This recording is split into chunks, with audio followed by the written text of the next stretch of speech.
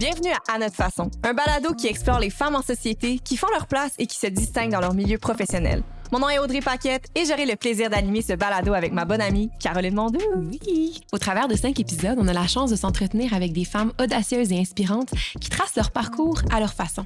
Notre balado est un espace de confidence, de discussion authentique, mais surtout d'inspiration. Oh oui. Puis on fait ça à notre façon. T'es-tu prête? Yes, madame! Let's go! Let's go! Attention, ce balado pourrait contenir du contenu féministe. On s'adresse aux femmes, aux personnes s'identifiant avec le pronom « elles » et aux gens qui s'intéressent un peu, beaucoup aux femmes. Ben oui, on en parle encore, parce qu'on n'en parlera jamais assez. Bonne écoute! I'm trying to find my own way. Every day going forward. I'm listening, letting myself be inspired. And that I'm doing it on my own way. Salut Caro, comment vas-tu? Ça va, toi? Oui, ça va super bien, je suis C'est contente. beau, il fait chaud, Oui. on est bien. Aujourd'hui, on reçoit une autre femme très inspirante, Josette Normando, qui est la femme d'affaires à la tête d'Ideacom International, qui produit principalement des documentaires et des multiplateformes numériques qui ont énormément rayonné à l'international. Bonjour, Josette! Bonjour, À c'est vous. moi. Oui, bienvenue au podcast À notre façon. On est vraiment content de te recevoir aujourd'hui. Ah, moi aussi, en ce magnifique dimanche. Soleil, magnifique. Et tout, Oui, ça avec fait 2 du rayons de bien. soleil devant moi. 3. Oh, ouais. On commence les violons. Hey, moi, j'ai eu la chance de te côtoyer un peu sur le plan professionnel, Josette. Je connaissais un peu les projets que tu avais faits, mais là, je t'avoue, j'ai fait mes recherches puis j'étais vraiment impressionnée. On peut faire un petit recap de ce que tu fais. Les accomplissements. Donc, tu es productrice, scénariste. Tu es également ceinture noire de karaté et d'aïkido. Tu es passionnée par les arts martiaux. Tu en as même produit une série documentaire et tu as écrit un livre aussi sur ce sujet-là. Tu as également été directrice générale de la Chambre de commerce de l'Union européenne au Canada. C'est impressionnant. Et dans tes temps libres, tu es également très impliquée dans l'industrie de l'audiovisuel, donc l'Association québécoise de production médiatique et également à l'INIS. Donc, écoute, peux-tu me dire qu'est-ce que tu n'as pas fait dans ta vie? Donc, Il y a certainement plein de choses que je n'ai pas encore faites. Parce que la journée où on aura fait le tour, on va s'ennuyer. Fait qu'il faut créer, il faut créer les événements, il faut créer les choses. c'est ça, Moi, toujours se mettre à jour. Oui, puis moi, je m'ennuie quand j'ai pas de défi. Alors, voilà. Oui, c'est vrai. Puis là, si on retourne en arrière puis on revient là, au début de ton Ouais. parcours professionnel, est-ce que tu peux nous raconter un peu comment est-ce qu'il y a eu le déclic, l'envie de produire justement des documentaires? Ben, avant de produire du documentaire, j'ai fait d'autres choses. J'ai fait de la radio, entre autres, à Oui. Québec, pendant plusieurs années. Alors, le journalisme, c'est quand même un point de départ qui fait qu'on a une curiosité. Moi, j'aimais bien essayer de trouver des belles histoires, de raconter les histoires, qu'elles soient racontées à la radio ou en Ouais. documentaire ou autrement. Mhm. C'est vraiment C'est raconter des histoires. C'est ça. Puis aussi de faire connaître des choses, de faire évoluer les gens. Pour moi, c'était important, même quand je faisais de la radio, je disais toujours, faut pas prendre les gens pour des imbéciles. On peut faire évoluer les gens avec nous et les gens, ils sont capables de prendre les choses. Et parfois, à l'époque, on avait beaucoup de résistance à ce discours, mais comme j'ai toujours eu une très grande indépendance et que j'avais un père qui m'avait toujours dit, t'auras toujours un toit au-dessus de ta tête. J'avais comme une sorte de liberté financière qui me permettait d'être peut-être un peu plus baveuse que d'autres pouvaient se le permettre. J'avais pas d'hypothèque, j'avais rien, donc... Tu avais cette liberté d'essayer Oui. des choses. D'explorer, de te lancer. ouais. Et on m'a donné le droit de faire ça. Ouais. Moi, dans ma famille, on m'a toujours dit the sky is the limit. T'essaies, tu fais les choses qui t'intéressent dans la vie. Puis surtout, moi, je voulais pas me retrouver dans un boulot où je m'ennuyais. Et venant de la ville de Québec, tout le monde aspirait à devenir employé permanent au gouvernement. Et je me souviens que très jeune, je disais jamais. Jamais je vais être fonctionnaire. Non, je disais, si je travaille pour le gouvernement, je vais être dans un cabinet, chef de cabinet ou ministre, mais je ne serai pas un fonctionnaire. Et je ne dis pas ça parce qu'il y a des fonctionnaires fabuleux qui travaillent pour le gouvernement et Dieu sait qu'on en a besoin. À chacun son métier aussi. Mais c'est ça. Ouais, Moi, je me voyais pas archi-syndiquée, tout encadré, de la difficulté à bouger, Ouais, les avoir temps de une routine réaction. C'est vrai, Puis c'est les très temps lent. de réaction. Ouais. Je suis trop Ouais. hyperactive pour Mais ça. je pense que tu viens aussi d'une famille créative. Tes parents jouaient de la musique, je pense. Oui, Ouais. mon papa a fait beaucoup de hautbois et maman jouait du piano. Ah, Puis puis j'ai est-ce que une tu as tante ce qui était talent-là? aussi? altiste. En fait, mes parents ne voulaient pas que je fasse de la musique parce Ah non? qu'ils avaient trop peur que leur fille quitte leur cours classique pour aller faire du rock band et qu'elle n'ait pas d'éducation. Alors, ils ont encouragé tous mes frères à faire de la musique, sauf leur fille. Ah, wow. ouais. Ah, c'est drôle, ça. OK. Mais t'as jamais joué d'un instrument? T'as même pas essayé? Ou... Oui, ben, on avait Ouais. un piano à la maison. Ouais. Tout le monde faisait un peu de musique, mais je suis absolument pas une musicienne, mais j'adore... Pianoter un peu. Oui, puis j'adore la musique, mais je veux dire, non, j'ai pas eu la chance d'aller faire ça. C'était pas possible, c'était comme... Imagine Josette Rockstar. Oui, non, mais c'est ça. Moi, je me voyais bien avec le bass. Ah, c'est ça, c'est tellement smooth. Oui, exactement. Alors, tu as fait de la radio. Je pense que tu étais aussi la première femme à occuper un poste à cette radio de Québec. Oui. Puis ensuite, qu'est-ce que tu t'es lancée dans quoi? T'as quitté le journalisme ou tu l'as gardé en side? Puis t'as Non, commencé à c'est faire que la production? j'ai décidé d'aller faire des arts martiaux à Boston avec un grand maître japonais. Oui. Et évidemment, je parlais pas suffisamment bien anglais pour pouvoir faire de la radio à Boston. Mhm. Mais non, c'est un peu les arts martiaux qui m'ont conduit là-bas. Et puis finalement, j'ai comme réorienté les choses. J'ai travaillé pendant 1 an à la délégation du Québec là-bas. Et puis après, j'ai trouvé un boulot qui était encore une espèce de défi, qui était en quelque sorte un peu les débuts et les balbutiements du multimédia de maintenant, Ouais. avec une société qui vendait de l'équipement très, très haut de gamme audiovisuel, mais qui avait tout un département qu'on a créé pour faire les premières installations complètement flyées. Quand les gens me disaient ce que tu fais, je disais, tu sais, un peu les maisons à la James Bond, là, avec des télévisions partout, des trucs. Parce Ouais, puis c'était moins commun aussi d'avoir il tout y en ce avait pas, matériel-là. non. là. Ouais. Ouais. Puis aussi, même d'avoir des haut-parleurs dans toute la maison, dans toutes les pièces, c'était inexistant. Il fallait tout faire customiser. Et ça n'existait pas, quoi. Alors, je me souviens d'avoir été à Epcot Center les premières fois, puis les gens étaient comme ébahis. Puis non, on est en train de tester des trucs qui sont 4 générations plus tard. Ah, c'est ça. Moi, je viens du futur. Moi, Oui, je savais ça, c'est pas le futur. Ouais. On n'est plus là. Non, c'est vrai, si on retourne dans ce Oui. temps-là, puis nous, on va faire... OK, Non, je veux dire, oublie ça, les téléphones cellulaires, il n'y en avait pas, là.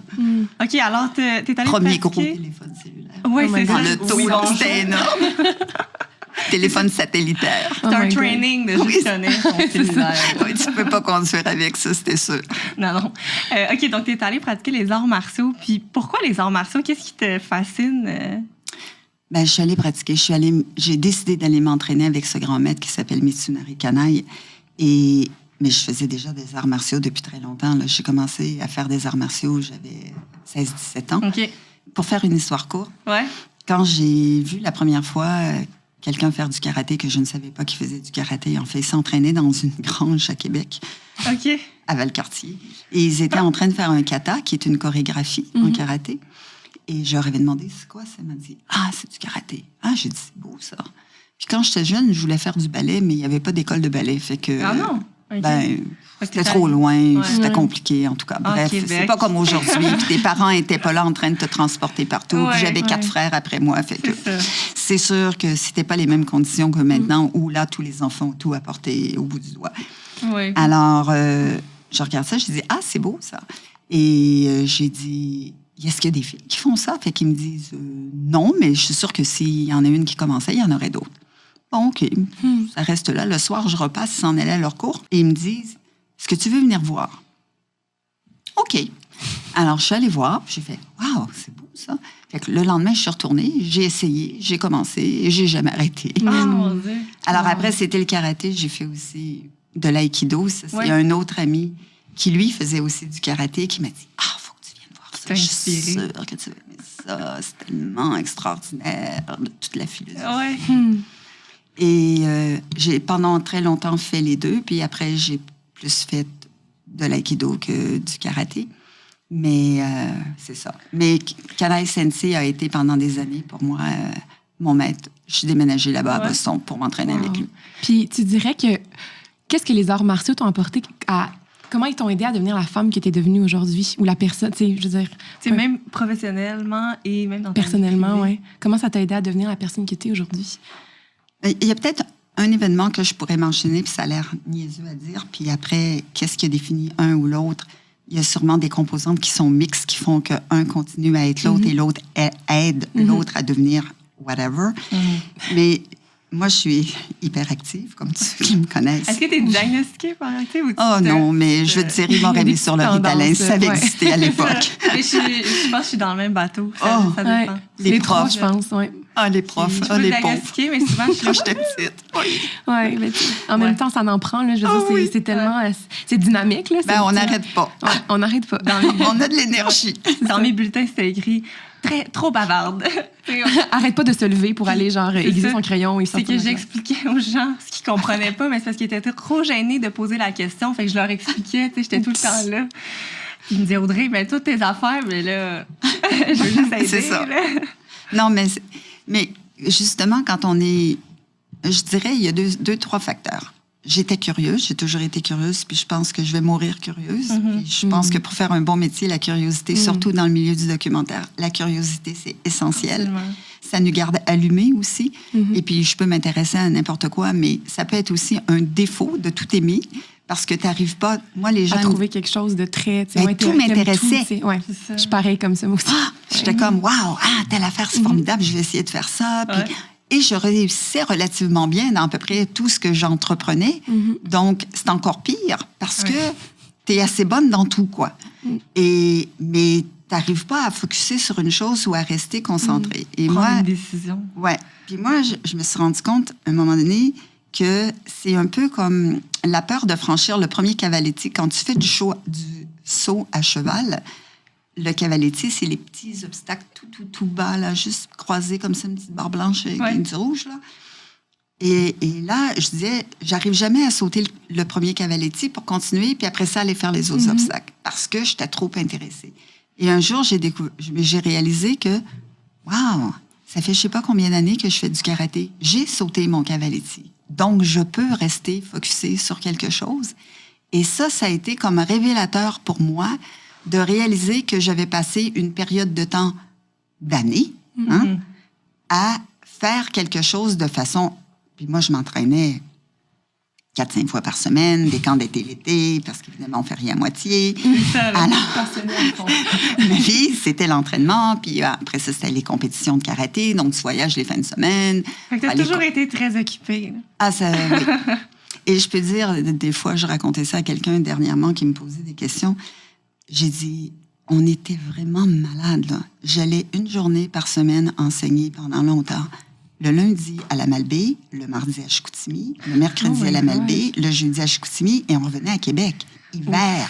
OK? Puis tout ça pourrait se faire en Dans Zoom le maintenant. parc, sans double dépassement à l'époque. Ouais. Oh my God. Alors, je sais pas comment on n'a jamais eu d'accident, que je suis pas morte, avec les tempêtes de neige. Mais c'était fou. Puis j'allais travailler, je faisais de la radio le lendemain matin. Ah, mon Dieu. Dévouée à fond. Mais Non, mais c'est j'adore fou, ça. quoi. Ouais. Mais il y a des gens qui sont passionnés par leur travail puis qui sont en fait dévoués à leur carrière. Puis moi, j'étais un peu dans ce style-là. Il faut tout le temps que je fasse quelque chose depuis que je suis toute jeune. Il y a des gens dans mon entourage qui font « je comprends pas où est-ce que tu trouves ce temps-là de faire. » En ce moment, on enregistre la fin de semaine. T'sais. Fait que c'est quand Ben oui, on trouve le c'est temps normal. de se reposer, je le sais pas. Mais moi, j'aime ça. J'aime ça être occupée puis avoir l'impression de faire quelque chose. Fait que je comprends un peu. Ben, on vit. C'est ça. Ouais. Ça te Ouais. permet de garder cette énergie-là active, cette espèce de passion-là, je veux dire, de la transmettre, de la transposer, en fait, dans tout ce que tu fais dans ta vie. Puis ça je sais pas, ça apporte une espèce de... C'est ça, une énergie vraiment spéciale, là. Ouais. Ben, moi, je pense que la seule chose qui peut tuer ça, c'est la maladie. Ouais. Mais si t'es pas malade, c'est tout, Rien quoi. peut t'arrêter. Ben, c'est ça. Après, c'est faut doser, bien sûr. Bon, à 20 ans, puis à 50 ans, puis à 60 ans, il y a des choses qui peuvent peut-être changer. Mais même à ça, c'est dans notre tête comment on se sent. Après, c'est ton corps qui peut-être dit, ouais, ben c'est sûr qu'à 18 ans, quand je faisais telle affaire, mais je suis quand même super en forme, mais tu sais, il y a des choses que je me dis, bon, OK, en compétition, s'il fallait que je compétitionne super à fond, bon, ben, même si je suis très en forme, j'ai peut-être pas tout à fait la même endurance de compétition que toi. C'est pas pour rien que les athlètes olympiques, leur carrière est finie à 22 ans, Ouais, genre. c'est ça. sont déjà dépassés. Ça dépend des sports, mais ouais. Oui. Non, c'est vrai, effectivement. Mais comment est-ce que tu fais pour garder cet équilibre-là dans ta vie puis être comme douce avec toi tous les jours, même si ton horaire est comme complètement booké et tout? C'est une question difficile, hein? Comment c'est tu réponds, complexe. hein? Ouais, je sais pas. C'est à mon chum qu'il faudrait poser. C'est bon, ça. Parce que c'est sûr que les conjoints, ils trouvent qu'on travaille beaucoup, trop. Mais bon, il a accepté ça aussi. Là. Je veux dire, ça faisait partie du package. Exactement. Avec un package. Mais moi, je pense que physiquement, si je suis fatiguée, je suis très disciplinée. OK? Donc, même si je voyage énormément, là, puis Audrey le sait, j'étais aux 6 semaines en Europe, plus les autres festivals ou marchés que je fais régulièrement. Depuis 1 an et demi, pour moi, c'est incroyable. J'ai jamais pu bouger de ma vie. Après l'entrevue, elle prend l'autobus pour aller à Québec. Là. Sherbrooke. Sherbrooke, tu vois. Mais la semaine d'après, ça va être Québec. Après, ça va être au Japon. Après, en France. Oui, c'est ça. Mais je suis quand même super disciplinée. C'est comme je ne bois pas dans l'avion, je fais attention. Si je vais sur des marchés, je sais que je ne ferai pas exprès pour faire des excès. La nourriture, c'est pareil. Je veux dire, je connais mes limites. J'ai plus 20 ans. Il faut que... I need my beauty sleep. Donc, c'est comme... Je respecte mon corps sur ce plan-là. Et si j'ai besoin de dormir, je vais arrêter et je vais dormir. Justement, tu voyages beaucoup pour le travail. Les réalités culturelles sont pas toujours les mêmes. Est-ce que tu as dû adapter ta façon de travailler avec les gens avec qui tu travailles ou c'est eux qui ont dû s'adapter à toi? Ben, je pense que j'ai toujours aimé les cultures puis les autres. Et puis, on parlait tout à l'heure de la série sur les arts martiaux que j'ai faite. Je me souviens qu'il y a quelqu'un qui m'a dit ce qui était bien dans cette série-là, comparativement peut-être à d'autres choses qui ont été faites sur des cultures étrangères, c'est que j'essayais toujours de laisser ma culture à la porte quand je sortais de l'avion. Et puis d'essayer de comprendre comment les gens pensaient. C'est souvent beaucoup plus facile à dire qu'à faire, mais j'essayais d'être respectueuse dans ce sens-là et d'essayer de comprendre comment ils fonctionnent. C'est clair que j'ai tellement passé de temps à l'étranger que pour moi, je débarque à Paris, c'est comme si soudainement je reprends une vie parisienne comme si je vivais à Paris en comprenant les codes.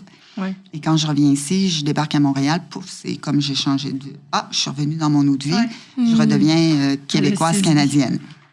Donc, il y a cette espèce de dualité chez moi, de compréhension, et aussi peut-être d'avoir été élevée dans un protocole japonais pendant très, très longtemps et d'avoir aussi escorté des grands maîtres, d'être capable de comprendre tout le protocole, la culture japonaise au mieux de ma capacité à le faire.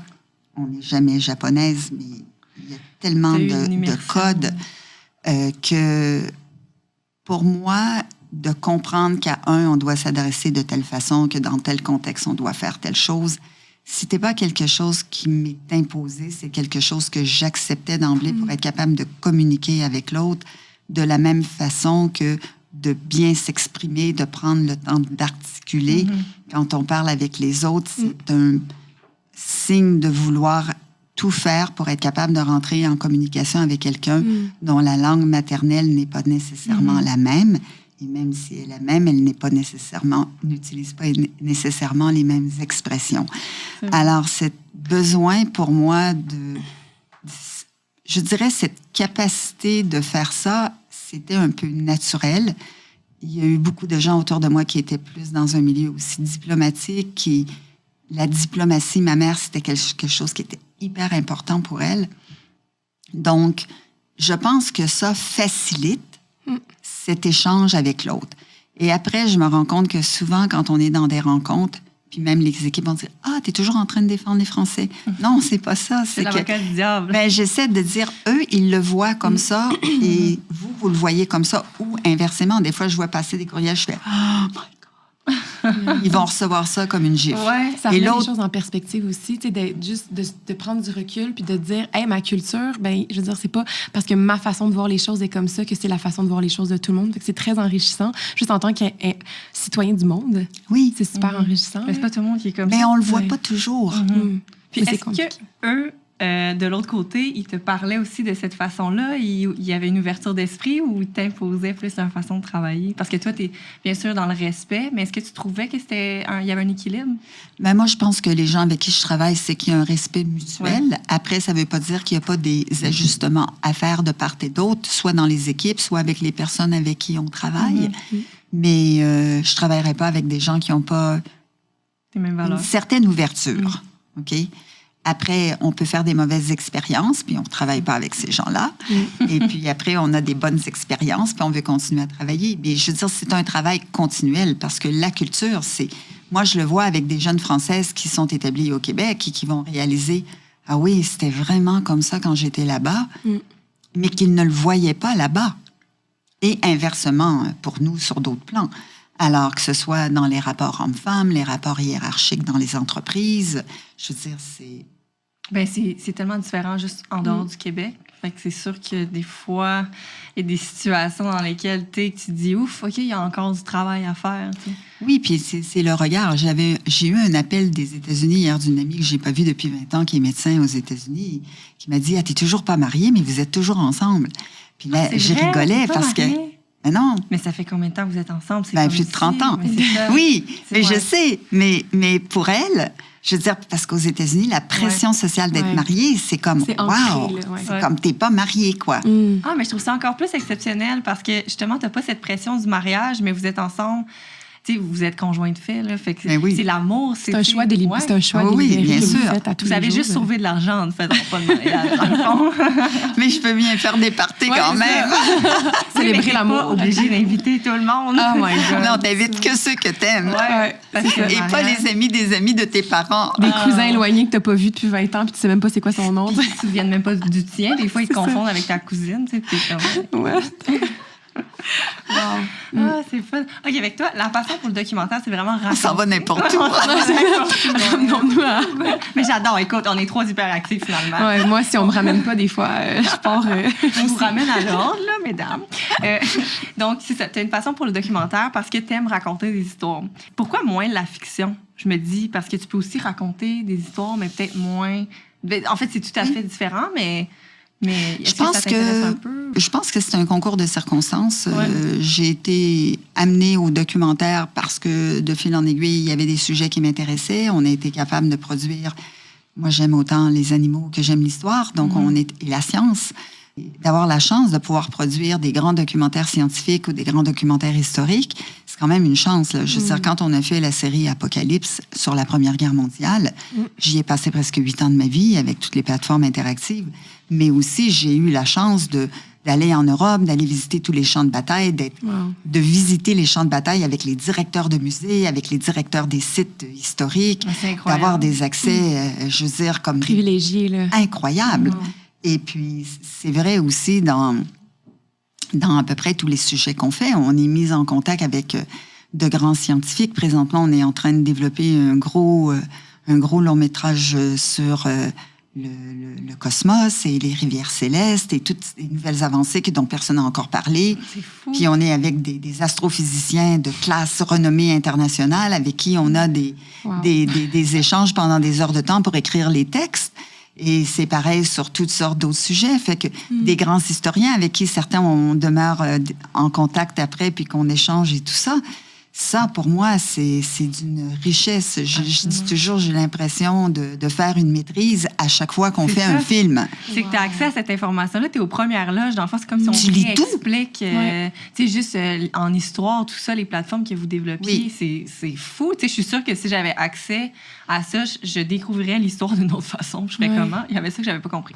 C'est exactement ça. Quand on a commencé à faire Apocalypse, la Première Guerre mondiale, moi, je voulais absolument que ça soit quelque chose qui se décline sur plusieurs plateformes pour aller chercher, d'ailleurs, d'autres auditoires. Et le fait qu'on ait d'ailleurs colorisé les archives, en Europe, ça fait un débat épouvantable. Ici, on est un peu plus ouvert, on a moins d'écoles de pensée chez les historiens qui s'offusquent de ça. Et puis pourquoi ils s'offusquaient? Parce que ça touchait, soi-disant, les archives originales, qui étaient des petits bonhommes qui marchaient tout croche parce qu'il n'y en a pas un au frame rate, ce qui est la même chose, qui étaient toutes sales, fallait les nettoyer. Il n'y a pas de son sur les archives originales, fallait tout resonoriser, corriger et tout. C'est un travail de fou, quoi. Alors, après, comme historien, c'est correct qu'on ne touche pas l'archive originale, Mais on a eu des femmes puis des enfants qui ont regardé les séries parce que les filles, ils regardent pas des séries en noir et blanc. Ouais, ça fait un peu... Tu sais, mais ils ont regardé la couleur. On avait 6 millions d'auditeurs par soir en France sur France Télévisions. Puis TV5, ils ont battu des records d'audience quand ils ont fait la Première Guerre mondiale. Puis avec les objets interactifs, on est rentré dans toutes les écoles en France. On a un programme scolaire. On a fait qu'on a développé avec Réseau Canopé, qui est le ministère de l'Éducation en France. L'ONF est venu développer un petit blog avec un personnage qu'on a créé qui était une journaliste femme qui accompagnait un grand premier caméraman de guerre européen qu'on a créé. Et après, on a créé toutes sortes d'univers comme ça. Puis moi, je suis allée 2 fois donner une représentation devant le Sénat français pour parler de comment on raconte l'histoire 100 ans plus tard, justement. Avec et comment... Vision, en incluant tout le monde, même une femme qui est justement aux côtés du photographe. Au Canada, il y a 4 provinces sur 10 qui ont des cours d'histoire. Puis au Québec, souvent, l'histoire commence, je dis toujours à la blague, avec René Lévesque, comme si elle n'existait pas avant. Ouais. Alors, c'est sûr que si on dépasse les idéologies politiques, l'histoire, elle est là, elle existe. Puis si on comparait aujourd'hui le nombre de Canadiens qui sont partis au front, la population à l'époque de la Première Guerre mondiale, c'était l'équivalent de la population du Québec maintenant. Il y a plus de 600 000 jeunes hommes qui sont partis au front. Imaginez 600 000 garçons entre 18 et, 35 ans qui partent demain matin. Qui s'en vont d'ici, là. Oui. Ouais. Sans il n'y a plus personne dans les écoles. Puis pas juste ça, le trou. Ah oui. Ouais. C'est une ville fantôme, finalement, après. C'est fou. Ouais. Qu'est-ce qui te touche le plus? Parce que tu es amené à travailler, à voyager à travers le monde, à rencontrer beaucoup de gens, à parler de tes projets aussi. Qu'est-ce qui te touche le plus lorsque tu rencontres des gens puis qui te parlent de tes projets ou de tes films? Ou qu'est-ce qui vient te chercher le plus? Est-ce que c'est quand on te raconte, par exemple... Je sais que j'avais vu dans un article, par exemple... pour justement Apocalypse, il y avait des gens qui avaient parlé de leur famille, leur grand-père, qui étaient partis justement au front et tout. Est-ce que tu as un exemple particulier, une histoire qui t'est venue te toucher? C'est sûr que si on fait un documentaire comme la conversation avec les dauphins, on est plus dans hop, la vie, c'est beau, ça. Les dauphins parlent, comment ils communiquent, etc. Ouais. Est-ce qu'on appelle ça une langue, un langage ou whatever? Je veux dire, ça, c'est le bonheur de les dernières découvertes scientifiques. Donc, on a fait un documentaire sur les pieuvres, où là, on a démontré... Je vais revenir à Apocalypse après. Oui. L'intelligence des pieuvres. Moi, j'ai des amis, on a des dîners, ils veulent me faire parler sans arrêt du documentaire qu'on a fait sur l'intelligence des pieuvres, parce que les pieuvres sont probablement l'être sur Terre le plus intelligent, presque comme nous. Et quand on les met au monde, la maman pieuvre, elle ventile jusqu'à temps que les bébés éclosent et elle meurt. Donc, ils apprennent tout de rien. OK? Nous, on entraîne un bébé. Eux, ils commencent à rien et leur vie est peut-être de 4 ans. On a pris des pieuvres. Je donne juste un petit exemple. On les met dans une boîte de plexiglas avec un trou, disons, de, 3 cm. Et là, on met la pieuvre géante dedans. On a fait ça sur les côtes ouest canadiennes. Et là, la pieuvre a commencé à essayer de sortir une de ses premières petites mains, comme ça, elle va tranquillement, une demi-heure après, c'est toute sortie de là. Pouf, on met la pieuvre dans le truc, on diminue la taille du cercle, on réouvre le truc pour qu'elle sorte. 2 minutes après, elle est sortie, on la met dedans, on refait ça. Et à un moment donné, elle fait tchouk avec son petit doigt, enfin sa petite patte tentacule, et elle bouge plus. Et là, regarde le DOP, le directeur photo, le caméraman, en voulant dire... je sais que je ne peux plus sortir. Alors ça, c'était un des... Elle a déjà compris tout de suite que non, sa tête, elle passe plus, elle est plus capable de rien faire. De se mettre en gélatine pour sortir. Après, on les a mis dans des bains à Monaco. Et là, on a créé parce qu'ils changent très rapidement et se métamorphosent avec l'environnement. Les caméléons, oublie ça, les pieuvres, c'est la vraie affaire. Alors, ils se mettent là. Et on a mis des motifs qui n'existent pas dans la nature. Donc, ils ne peuvent pas avoir d'ADN, d'avoir enregistré ces patterns-là, ces motifs-là, comme du pied de poule ou des choses comme ça. Paisley, ça n'existe pas dans la nature. Ouais. On met la pieuvre là-dedans, elle se déguisait en paisley ou en pied de poule. Alors là, c'est comme t'es ailleurs. Puis là, je continuerai pas parce que je peux vous en parler pendant 1 heure de temps. On va aller voir le documentaire. Incroyable. Alors ça, je peux vous dire que les gens qui regardaient ça, Robert Froissy de Radio-Canada, un jour, il me disait « Ah, moi, je veux la pieuvre! Oui. » Voilà. Je ne vais plus en manger non plus. J'ai l'impression de tuer mon prochain. Je ne vais plus le manger, il est trop intelligent. Puis c'est pas pour rien qu'ils sont dans toutes les mythologies grecques, romaines et tout ça, parce qu'ils arrivaient à tout voler, les trucs. Ils partaient sur le bras avec les pêcheurs, les détestaient. Fait que ça, c'est... Oui, rigolo parce que ça a vraiment marqué l'imaginaire et on a compris qu'il y avait cette bête qui existe sur notre planète qui est pratiquement à toute fin pratique, en tout cas dans l'évolution de l'intelligence, même s'ils ont eu des évolutions parallèles, franchement incroyable. Puis les gens connaissent peut-être moins ça, justement. On réalise moi, pas je ça. Je savais pas ça du tout. Là. Non, on pense aux dauphins, on pense aux beaux animaux, pas ceux qui nous ont été mis comme étant les possiblement méchants dans les James Bond et compagnie. Alors, mais pour revenir à Apocalypse, oui, j'ai fait quelques tournées, dont une en Australie, puis on avait aussi fait des présentations en cinéma à Vancouver sur des épisodes d'Apocalypse. Puis après une des présentations, il y avait eu Q&A et tout ça, questions avec l'auditoire. Je sors à l'extérieur, puis il y a un jeune homme avec sa conjointe, je sais pas, 35, 40 ans, beau, grand, 6 pieds qu'elle, baraqué, tout genre, je suis un homme, et qui là me dit, j'aurais aimé que mon père voie ce film, il aurait compris le sien, mon grand-père. Et là, il se met à pleurer. Ah, c'est sûr que c'est venu te chercher. Là. C'était comme, il avait compris que probablement son grand-père est revenu de la guerre cassé. Post-traumatic syndrome, tout ça, c'était absolument pas accepté encore. Et s'est probablement mis à boire, comme bien des gens qui ont fait ça, ont quitté leur famille, ont fait un enfant, ou ont fait un enfant au retour à leur épouse qu'ils avaient avant de partir, et après ont disparu dans la nature. Et les enfants n'ont rien compris. Ah, j'ai des frissons de l'entendre. Parce que c'est ça, c'était pas encore diagnostiqué. Là. Tu ne peux pas retraiter ça à ce moment-là. Non? Correct. Et on ne parlait pas de l'histoire. Ces gens-là sont revenus, se sont tus. Traumatisés. Ouais.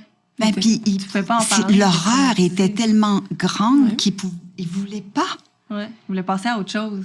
Oui, puis nous, on n'a pas de traces au Canada de la Première Guerre. Quand tu es en France, tu les vois.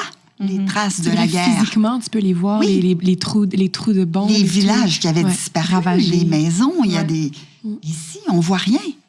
Parce que c'était pas sur notre territoire. Nos hommes, ils sont allés, mais ce n'était pas sur notre territoire. Donc, eux, nos familles, n'ont pas vraiment compris, même après la Deuxième Guerre. Les gens rentraient, puis pourtant, là, c'était beaucoup plus... télévisuel. Il n'y avait pas encore la télévision, mais tu avais les nouvelles au cinéma, tout ça. On en parlait un peu plus, mais la Première Guerre mondiale, c'était une boucherie sans nom. Et ces gens-là sont revenus sans soutien, sans rien. Et on parle peu aussi des gens qui sont suicidés au retour. On parle de ceux qui sont rentrés blessés, ceux qui sont morts au front.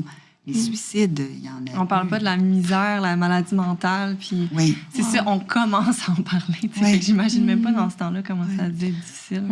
En tout cas. Puis justement, tu vois, tu as marqué des gens à travers cette œuvre-là. Fait que toi, ça doit comme énormément t'apporter là, en rencontrant quelqu'un qui fait part de ça. Ben moi, de savoir qu'on puisse utiliser encore dans les écoles, qu'on a fait des plateformes qui, 7-8 ans plus tard, fonctionnent toujours, puis encore œuvre utile, de savoir que peut-être on a marqué quelques jeunes qui comprennent mieux ce qu'est le devoir de mémoire. Ouais. Parce que les gens, souvent, quand on parle de guerre, ils pensent qu'on est pro-militaire. Je dis, moi, je suis pas en train de prôner la guerre, je suis en train de s'assurer de ne pas oublier notre histoire dont ces conflits mondiaux font partie. Et de ne pas répéter ces conflits-là. Voilà. Ouais. Quand je voyais Trump aux États-Unis, qu'est-ce qui se passait avant l'attaque sur... J'avais l'impression de voir remonter tout ce que je voyais entre les deux guerres, le nazisme...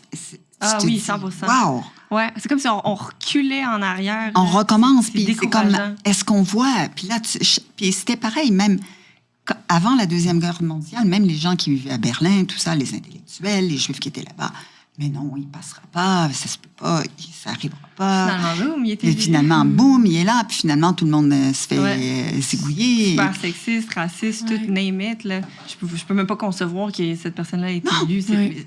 Puis souvent, j'en entendais parler, puis j'avais même pas le goût d'en entendre parler parce que je me disais c'est un cauchemar.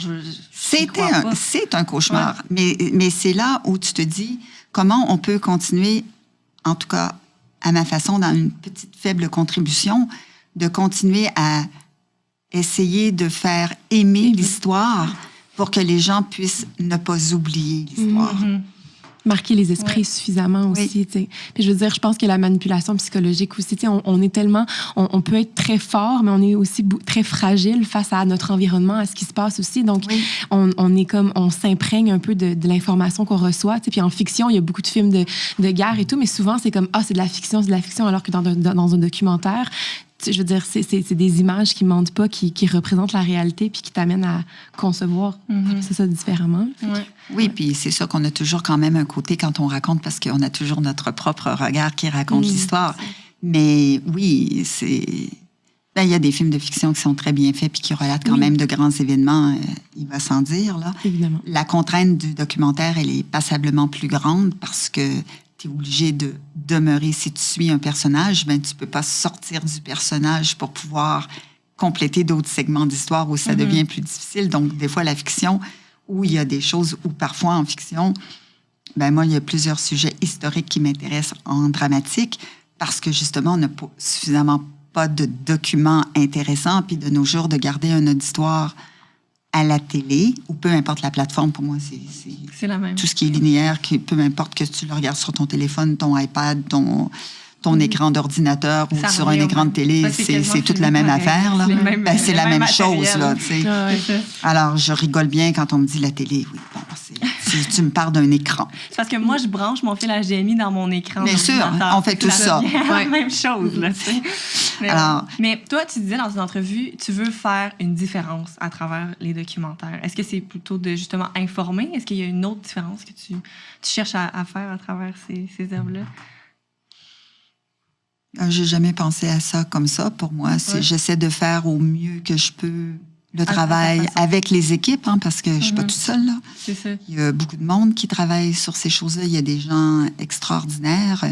J'ai Amy Webb, indéfectible productrice qui est avec moi depuis des années, qui a une rigueur intellectuelle, une connaissance de la science vraiment bien au-delà de mes connaissances et qui a un jugement aussi sur les contenus absolument incroyables. Je veux dire, ce sont des équipes. Après, c'est les scénaristes, les réalisateurs, bien sûr, les producteurs qui ont toujours une espèce de regard macro sur tout, sur les contenus, sur le montage, les monteurs aussi, bien sûr. On ne peut pas laisser tomber tout ce monde-là derrière. Puis moi, je dis toujours, sans compter, comme dirait Joël Lebigot, toutes les petites mains derrière qui font partie de ces équipes incroyables, dont souvent on ne parle pas, mais qui sont fondamentales. Vraiment. Puis là, dans un autre ordre d'idée, dans tes temps libres, là, comme je disais, tu es super impliquée dans l'industrie de l'audiovisuel.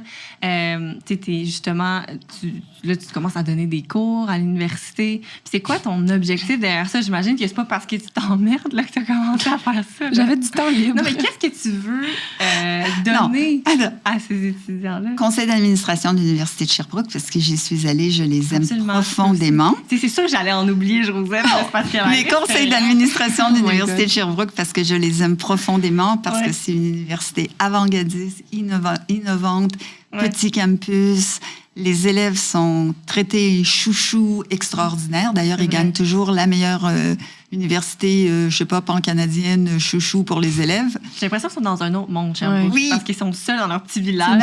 Puis sur la montagne. Oui. Puis avec la pandémie, encore plus travailler l'extérieur et tout ça pour les étudiants et tout. Donc, il y a un grand, grand souci de s'assurer de la santé mentale de tout le monde. Oui. Mais bon, il y a l'université, puis évidemment, il y a la QPM, l'Association québécoise de production médiatique, et le CMPA, le Canadian Media Production Association, qui est le pendant anglophone. Ben, pendant la pandémie, il fallait mettre en place des mesures de sécurité, de santé publique, mais avant tout, il fallait trouver des façons de s'assurer que les entreprises ne perdent pas leurs employés. Puis toutes les mesures en place qui existaient, qui sont transposées dans les industries classiques, traditionnelles, ne fonctionnaient pas en cinéma, parce que la plupart du temps, on a des gens qui sont des pigistes, ils ne sont pas des employés, donc il fallait trouver des façons de réfléchir avec les gouvernements des deux paliers, et pour nous, ici au Québec et au Canada, de trouver des façons de pouvoir trouver des incitatifs financiers pour pas que les entreprises fassent faillite. Après, il y avait toute la question des assurances pour le grand public qui ne comprennent peut-être pas, mais pas d'assurance, pas de production. Puis il n'y a pas un assureur qui voulait assurer ça a augmenté. Pour la pandémie. Oui. Et moi, je ne peux toujours pas voyager et envoyer mes équipes à l'étranger, vraiment, parce qu'ils ne sont pas assurés. Et puis que c'est compliqué si jamais il y avait des éclosions sur les tournages ou que nous contaminions ou qu'on pensait qu'on a contaminé quelqu'un. Ouais, non, c'est ça, le stress pendant une production, de dire, là tu portes ton masque parce qu'on a 2 semaines de tournage à faire. Ouais. Alors, mon conjoint, il a trouvé que j'ai travaillé au moins 25 heures par semaine pendant je ne sais pas combien de temps dans les débuts de la pandémie, bien sûr, à titre de bénévolat, et que j'avais jamais autant travaillé. Mais je pense que c'était essentiel, là. C'était la survie des entreprises. Seulement. Puis ça a fonctionné, là, au final. Là, oui. Tu disais, il y a eu des incitatifs, il y en a encore en ce moment. Puis... Il y en a, puis il n'y a pas eu de vraies éclosions sur les plateaux. Les gens ont été extraordinaires. Les maisons de production ont suivi ça. Tout le monde a super collaboré. Fait que on est presque derrière, même si maintenant on a des protocoles en place. Mais je veux dire, tout ça, plus tout ce qui se passe avec la nouvelle loi 101, C10, sur toute la réforme de l'audiovisuel qui accapare beaucoup de notre temps parce que c'est le futur, je dirais, des contenus canadiens. C'est quoi un contenu canadien? Est-ce que c'est de Netflix qui tourne au Canada avec des Canadiens, mais dont la propriété intellectuelle n'est pas canadienne? Donc, il y a tout ça et la contribution de toutes ces grandes plateformes au financement de production canadienne, qu'on continue à avoir une production canadienne avec des contenus canadiens qui nous reflètent bien. Donc ça, c'est un gros dossier. Puis, McGill... J'avais juste du temps libre, Audrey. On est venu me dire, il y a un cours, un programme, puis production exécutive, puis c'est juste 12 cours. Faut juste faire le cours, mais bon... Mais c'est ça, parce qu'elle a créé le cours de A à Z, je pense. Oui, oui, ça n'existait pas. Puis c'est la fin d'un certificat. Puis là, j'ai dit... Puis là, elle me dit, non, ce sera pas très compliqué. J'ai un petit doute là-dessus, mais quand même. Après, j'ai dit, comme je voyage pas cette année, je pourrais monter un cours. Bon, OK, pourquoi pas, Black. Alors, j'ai passé une entrevue avec les responsables de ce département, n'est-ce pas, de McGill, qui ont dit, oui, absolument, on est heureux de vous avoir avec nous. Et puis après, j'ai dit, là, il faut que je fasse un cours. Oui, c'est ça. Puis, est-ce que tu avais déjà créé un cours? T'as-tu donné des cours moi, avant? j'ai fait des masterclass en coproduction. J'ai travaillé à l'INIS. On avait mis en place le programme de producteurs à l'INIS, mais je n'étais pas toute seule. C'est ça, il y a une équipe derrière ça. Il y avait toute une équipe. Puis en plus, c'était sur la production. Puis tous les gens qui viennent à l'INIS, en général, ils ont quand même un parcours déjà en cinéma. Là, je me retrouvais avec des équipes mixtes de gens qui arrivaient du droit, de gens qui arrivaient de l'ingénierie, mais qui faisaient des workflows, mais qui veulent venir transiter. Donc, ça n'a rien à voir avec... Je n'ai pas un groupe d'élèves homogènes qui ont fait un bac en cinéma ou télévision ou un bac et une maîtrise. Fait que là, c'est l'adaptation... Surtout dans les termes aussi, tu sais, je veux dire, quand tu parles... L'approche pédagogique. Le niveau de tout s'assurer. Ça, pour moi, c'était la chose que je trouvais le plus complexe à faire. Puis comment je peux faire la rétroactivité sans arrêt d'un cours à l'autre pour m'assurer que la matière est comprise, qu'il n'y a pas personne qui est largué, qu'il y a des trucs que je pensais qu'ils auraient dû comprendre ou connaître, je réalise qu'ils ne connaissent pas nécessairement. Alors ça, c'est un beau défi, mais ça t'oblige à repenser à ton métier sans arrêt aussi. Hein? Enseigner, c'est ça. Oui, c'est vrai, quand tu es capable de parler de ton sujet puis de le vulgariser suffisamment pour que les gens comprennent, c'est que tu as bien compris de quoi tu parles. Oui, c'est super intéressant. Puis, je veux dire, c'est bien que tu prennes le temps de justement transmettre tes connaissances parce que la prochaine génération de producteurs ou des gens qui vont se lancer en production, ils vont être au top. Ils ont besoin de se faire guider. Vous allez avoir du bon contenu, la gang. Mais je leur dis d'aller se faire embaucher dans des boîtes de production où il y a des gens qui ont de l'expérience parce que c'est quand même comme ça qu'on apprend le plus. Ouais, j'avoue. L'encadrement, là, c'est essentiel. Partir tout seul, oui, mais Non, c'est beaucoup d'embûches. Puis des fois, d'avoir été capable de voir d'autres et puis de même en 1 seconde résoudre un problème qu'autrement va te prendre 3 mois à découvrir que tu as un gros problème. Ouais. J'ai lu dans un article que tu as fait pour Les Affaires que pour la clé du succès, pour pouvoir vraiment comme bien réussir et tout, c'était de savoir bien s'entourer, d'avoir un dévouement puis de faire du travail acharné, mais de ne pas avoir peur d'échouer aussi. Oui. Mais je pense que c'est très... Je veux dire, c'est une chose de le dire, puis dans la réalité des faits, des fois, tu te rends pas compte que... Tu sais, quand tu frappes un mur, tu te rends pas compte que hey, c'est nécessaire pour aller plus loin parce que tu vis l'échec comme directement. Ça serait quoi ton conseil que tu donnerais aux gens qui commencent dans le milieu ou aux gens qui sont déjà dans le milieu puis qui ont de la difficulté à développer cette mentalité-là qui leur permet comme de surpasser ça pour aller plus loin? Mais moi, je dis toujours, tu sais, la production, c'est un permanent start-up. Qui a été tout le temps en start-up. Et il faut... Je dis aux étudiants tout le temps, et j'ai toujours dit ça, moi, ce que je veux vous enseigner, c'est vous obliger à apprendre à réfléchir. Parce qu'il n'y a rien de pareil. Il n'y a aucun projet qui est pensé de la même façon. Il faut se remettre en question à chaque projet, puis il faut essayer de trouver qu'est-ce qui est le plus intéressant pour le projet, qui va faire que ce projet-là va fonctionner sur un plan créatif et sur un plan financier. Donc, ça demande de l'innovation et de la réflexion. On ne peut pas juste dire « Ah, je l'ai fait comme ça, c'est comme ça ». Ça, pour moi, c'est la pire affaire. La curiosité, puis se questionner sans arrêt. Puis je dirais, c'est peut-être moins vrai chez les femmes, un peu plus vrai chez les hommes. Aller chercher de l'aide quand on ne sait pas quelque chose. Poser des questions. Puis c'est vrai que les filles, peut-être qu'on a moins d'ego par rapport à « Ah, je ne sais pas ça. Hey, Audrey, tu sais, telle affaire, là. Ouais. Est-ce que tu connais ça, toi? » Ouais, c'est ça, tu sais. Les gars, ils font moins ça. Et j'ai vu certains hommes qui se sont mis dans des situations plus cordeaux, directeurs de prod, qui se sont mis dans des situations qui auraient pu être périlleuses parce qu'on découvre après coup qu'ils n'avaient pas posé les questions. Ils ne savaient pas, et au lieu de dire « je ne sais pas » ou « je ne sais pas où aller chercher », ils ont fait comme s'ils savaient. Ouais, les yeux fermés. Ah, et sans... Mais c'est parce que ça va te revenir clairement. Là, tu ne pourras pas toute ta vie faire semblant. Non, je sais, mais tu peux avoir causé bien des dommages, puis même toi, tu ne t'es pas aidé. Alors moi, je pense que poser des questions quand on ne le sait pas, c'est la chose la plus importante. Puis se remettre, tout re-questionner tout le temps. Revenir à ses bases, repartir à zéro, recommencer. Pour moi, c'est la chose la plus fondamentale. Parce que c'est un processus, au bout du compte. L'échec, c'est juste comme un apprentissage, puis au bout du compte, c'est nécessaire pour arriver à comprendre, s'ajuster, puis repartir, tu sais, aussi.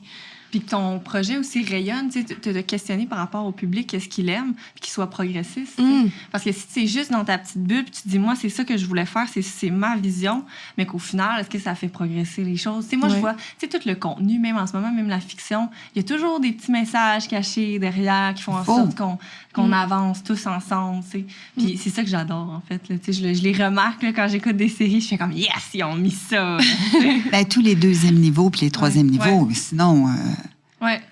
Sinon, c'est l'humour premier degré qui fait en sorte que comme c'est un no-brainer, c'est correct.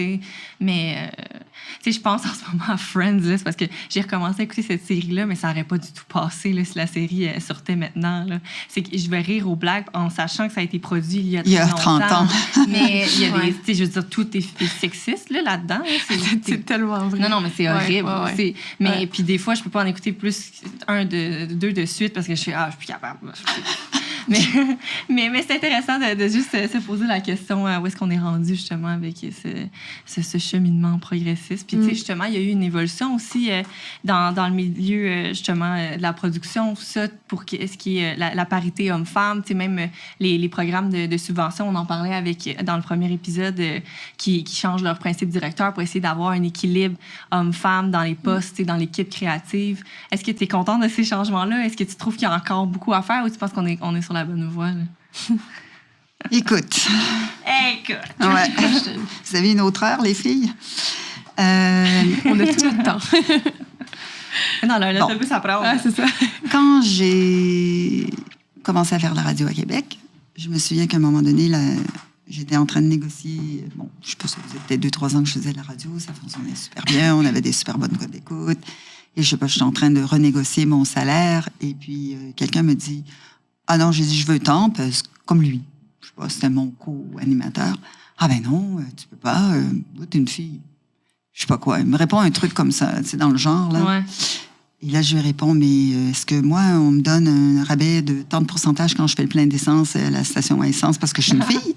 Fait que j'ai dit, la journée où j'aurai des pourcentages de discount partout quand je fais mes courses, ben on en reparlera. Ah, wow, j'adore. Wow. Ouais. Alors, C'était quoi sa réaction? Ben, j'ai eu ce que je voulais. Yes! Mais pour moi, encore une fois, j'avais pas une hypothèque, je me sentais pas menacée de perdre mon boulot. Puis s'il m'avait dit non, j'aurais dit bye.